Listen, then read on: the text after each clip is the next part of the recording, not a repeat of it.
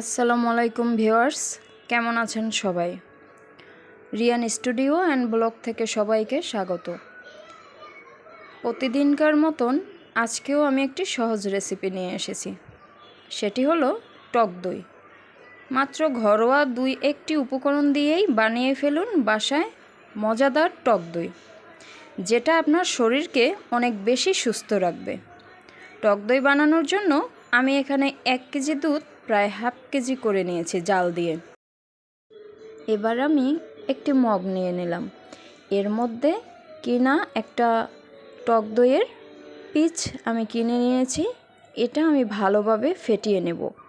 আপনারা চাইলে যে কোনো ব্র্যান্ডের ইউজ করতে পারেন এবং যে কোনো সুপার শপে এই ছোট টক দইগুলো অ্যাভেলেবেল। কাঁটা চামচ দিয়ে আমি এটাকে এখন ভালোভাবে ফেটিয়ে নেব, যাতে কোনো প্রকার আস্ত দানা থেকে না যায়।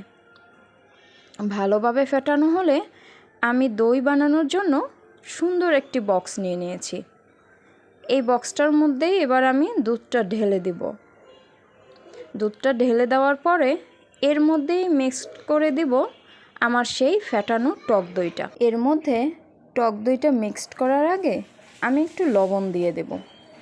যেহেতু এটা কোনো মিষ্টির পরিমাণ থাকবে না, তাই একটু লবণ অ্যাড করলে পারফেক্ট টেস্টটা আসবে। এবার আমি দিয়ে দেব আমার সেই ফেটানো টক দইটা। আস্তে আস্তে কাজটা করতে হবে। হ্যাঁ, ভালোভাবে আমি এবার এটাকে মিক্সড করে নিয়েছি। এখন আমি এটা কিন্তু কুসুম গরম থাকতে হবে, বেশি ঠান্ডা হয়ে গেলে জমাট বাঁধবে না। এখন আমি এটাকে ঢাকনা দিয়ে ঢেকে যে কোনো একটা কাপড় পেঁচিয়ে, আপনারা চাইলে গরম তাওয়াল বা যে কোনো একটা মোটা টাইপের কাপড় দিয়ে পেঁচিয়ে সারা রাতের জন্য ঢেকে রেখে দিবেন। শুভ সকাল সবাইকে। চলুন দইটা দেখিয়ে দেই যে কতটা পারফেক্ট হয়েছে। তো আমার আসলে সত্যিই অনেক ভালো লাগতেছে যে বাসায় এতটা কম উপকরণে এত সুন্দরভাবে দই তৈরি করা যায়। মাশাআল্লাহ, কতটা সুন্দর! উপর থেকেই দেখে বোঝা যাচ্ছে যে এটা কতটা স্মুথ হয়েছে। অবশ্যই আপনারা এটা বাসায় ট্রাই করবেন, আর ভালো লাগলে আমার চ্যানেলটি প্লিজ সাবস্ক্রাইব করে দেবেন। তো চলুন আমি একটু কেটে দেখাই আপনাদেরকে।